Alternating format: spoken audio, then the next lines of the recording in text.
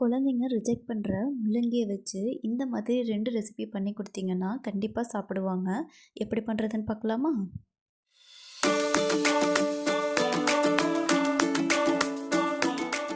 First முள்ளங்கி தயிர் சாதம் எப்படி பண்ணுறதுன்னு பார்க்கலாம். அதுக்கு பாதி முள்ளங்கியை நான் தோல் சீவிட்டு துருவி எடுத்து வச்சுருக்கேன். இது கூடவே தாளிக்கிறதுக்காக கொஞ்சமாக சீரகம், கொஞ்சமாக கடுகு, கொஞ்சமாக கருவேப்பிலை இலைகள், இது கூடவே கொஞ்சமாக இடித்த இஞ்சி, இது கூட துருவி எடுத்து வச்சுருக்க கேரட், இது கூடவே வாசனைக்காக கொஞ்சமாக கொத்தமல்லி இலைகள், கெட்டி தயிர் எடுத்துக்கோங்க. தயிர் எப்பவுமே ஃப்ரெஷ்ஷாக இருக்கிற மாதிரி பார்த்துக்கோங்க. இப்போது காய்கறியெல்லாம் வேக வச்சு எடுத்துக்கலாம். இட்லி பாத்திரத்தில் நான் ஸ்டீம் பண்ணி எடுத்துக்கிறேன். ஃபஸ்ட்டு கேரட் சேர்த்துக்கிறேன். இது கூடவே துருவி வச்சுருக்க முள்ளங்கியும் நான் சேர்த்துக்கிறேன். இதை ஒரு 5 நிமிஷத்துக்கு ஆவியில் நல்லா வேக வச்சு எடுத்துக்கலாம். 5 நிமிஷத்துக்கு அப்புறம் காய்கறி எல்லாம் நல்லா வெந்திருக்கும். அதை ஆற வச்சு எடுத்துக்கலாம். ஒரு பாத்திரத்தில் நான் மசித்த சாதத்தை எடுத்துக்கிறேன்.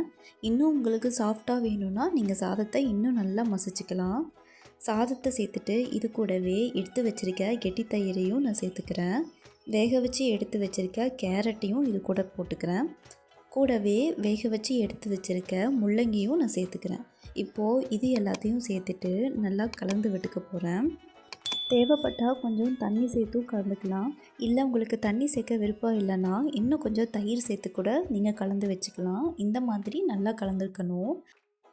இப்போது அடுப்பில் ஒரு பேன் வச்சு காஞ்சதும் அதில் எண்ணெய் சேர்த்துக்கிறேன். எண்ணெய் காஞ்சதும் அதில் கடுகு சேர்த்துக்கிறேன். கடுகு பொரிஞ்சதும் ஜீரகத்தை நான் இடிச்சிட்டு சேர்த்திருக்கேன். இது கூடவே எடுத்து வச்சுருக்க இஞ்சி, கருவேப்பிலை, வாசனைக்காக கொத்தமல்லி இலைகள், இது எல்லாத்தையும் சேர்ந்து நல்லா பொரிய விட்டுக்கிறேன். பொரிஞ்சதுக்கப்புறம் கலந்து வச்சுருக்க தயிர் சாதத்தில் இதை சேர்த்துட்டு இதையும் நல்லா மிக்ஸ் பண்ணி எடுத்துக்கிறேன். இஞ்சி, கருவேப்பிலை எல்லாத்தையுமே சர்வ் பண்ணும்போது எடுத்துகிட்டு குழந்தைக்கு சர்வ் பண்ணுங்கள். அவ்வளோதான். இதை ஒரு பவுலுக்கு ட்ரான்ஸ்ஃபர் பண்ணிட்டீங்கன்னா சத்தான முள்ளங்கி தயிர் சாதம் ரெடி. இந்த வெயிலுக்கு கண்டிப்பாக ட்ரை பண்ணி பாருங்கள். அடுத்து பார்க்க போகிறது முள்ளங்கி கிச்சடி. இதுக்கு முள்ளங்கியை நான் தோல் சீவிட்டு க்யூபாக கட் பண்ணி எடுத்து வச்சுருக்கேன். தேவையான அளவுக்கு அரிசியும் பருப்பையும் 2லிருந்து 3 முறை நல்லா கழுவிட்டு நான் இதை ஒரு மணி நேரம் போல் ஊற வச்சு எடுத்திருக்கேன். இப்போது ஒரு குக்கரில் க்யூபாக கட் பண்ணி வச்சுருக்க முள்ளங்கியை சேர்த்துக்கிறேன். இது கூடவே ஊற வச்சு வச்சுருக்க அரிசியும் பருப்பையும் சேர்த்துட்டு தேவையான அளவுக்கு தண்ணி சேர்த்துக்கிறேன். இதுக்கு கொஞ்சம் தண்ணி அதிகமாக இருந்தாலும் பரவாயில்ல, நல்லா சாதம் குழஞ்சி வரணும். இது கூடவே ஒரு பிஞ்ச் அளவுக்கு மஞ்சள்தூள் சேர்த்துக்கிறேன். இது கூடவே நான் கொஞ்சமாக நெய்யும் இப்போவே சேர்த்துக்க போகிறேன். நெய் முதல்லையே சேர்க்கும்போது கிச்சடியோட வாசனை இன்னும் சூப்பராக இருக்கும். சேர்ந்துட்டு நல்லா கலந்து விட்டுக்கிறேன். கலந்ததுக்கப்புறம் குக்கரோட மூடியை போட்டுட்டு 4லிருந்து 6 விசில், சாதமும் காயும் நல்லா குழையிற அளவுக்கு விசில் விட்டு எடுத்துக்கோங்க. பாருங்கள், ப்ரெஷர் ஃபுல்லாக இறங்கினதுக்கப்புறம் காயும் சாதமும் நல்லா வெந்துருச்சு. நான் இதை நல்லா மசிச்சு எடுத்துக்க போகிறேன். மிக்சியில் பல்ஸ் மோடில் ஒரு 2லிருந்து 3 டைம் அரைச்சி எடுத்திங்கன்னா சாதமும் காயும் நல்லா அரைப்பட்டுரும். இப்போது இதுக்கு தாளிச்சுக்கலாம். கொஞ்சமாக நெய் சேர்த்திக்கிறேன். நெய் நல்லா உருகுனதுக்கப்புறம் அதில் சீரகம் சேர்த்துக்கிறேன். சீரகத்தை நான் இடிச்சிட்டு சேர்த்திக்கிறேன். நீங்களும் அதே மாதிரி சேர்த்திக்கோங்க.